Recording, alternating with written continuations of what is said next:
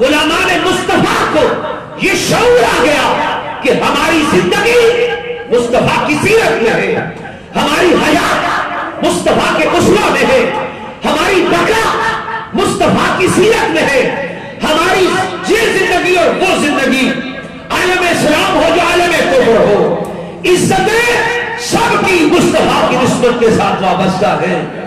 جس دن یہ شعور آ گیا، نہ کوئی چور لوٹ سکتا ہے، نہ کوئی اندرونی لوٹ سکتا ہے، نہ کوئی بیرونی لوٹ سکتا ہے، نہ کوئی دشمن لوٹ سکتا ہے، نہ کوئی کافر لوٹ سکتا ہے، نہ کوئی بدماش لوٹ سکتا ہے۔ جس کے ہاتھ میں دامن مصطفیٰ ہے، دنیا بھی اس کی ہے، آخرت بھی اس کی، اپنے آپ کو بدلنا ہے۔ انٹرنل چینج، فرسٹ اپنی تبدیلی، اندر کی تبدیلی، اپنی تبدیلی، اس کا نتیجہ کیا ہوگا؟ اس نے بھی میرے بات بیان کی تھی، سنت موقع ہے جی، یہ ضروری ہے جی یا نفلی یا نفس؟ یہ سوال کیوں پیدا ہو؟ یعنی جان چھڑانے کے لیے کہ اگر موقع نہیں ہے تو چلو ٹھیک ہے۔ حضرت ام المومنین عائشہ صدیقہ رضی اللہ تعالیٰ عنہ روایت کرتی ہے کہ ایک رات مسجد میں رسول اللہ صلی اللہ علیہ وسلم نے نماز پڑھی، یہ سامنے دروازہ ہے، یہ ریاض الجنہ ہے، مسجد ہے، یہ منبر ہے، یہ ریاض الجنہ ہے، یہ سامنے دروازہ ہے، یہ آپ کا گھر ہے نا؟ کس کو کہا تھا؟ گجرے تھی مسجد آؤ بھنر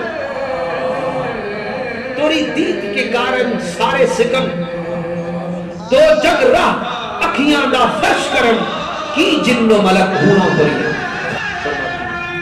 لوگوں نے بھی آپ کی ابتدا میں نماز پڑھی، پھر دوسری رات کو بھی آپ نے نماز پڑھی، تو بہت زیادہ لوگ جمع ہو گئے، ان کو بیان کر بھی آپ نے جمع ہو گئے، آپ کی ابتدا کی۔ پھر تیسری یا چوتھی رات کو بھی لوگ جمع ہو گئے تو رسول اللہ صلی اللہ علیہ وسلم تشریف نہیں لائے۔ پھر صبح کو آپ نے فرمایا، وہ انتظار کرتے رہے، حضور تشریف نہیں لائے۔ پھر صبح کو آپ نے فرمایا کہ مجھے معلوم ہے تم نے جو کیا، لیکن میں صرف اس وجہ سے باہر نہیں آیا کہ مجھے یہ خوف تھا کہ تم پر یہ نماز فرض کر دی جائے گی، پھر تم اس کو پڑھ نہیں سکو۔ اچھا مجھے بتائیں آپ سنت مقتدہ، غیر مقتدہ، نفل، سنت تواتر یہ ہے یہ نہیں ہے، اس سے بڑی بات بھی کوئی ہے کہ حضور نے فرمایا کہ میں اس واسطے نہیں آیا کہ یہ تم پر فرض ہو جائے گی، اتنی اہمیت والی ہے، لیکن آیا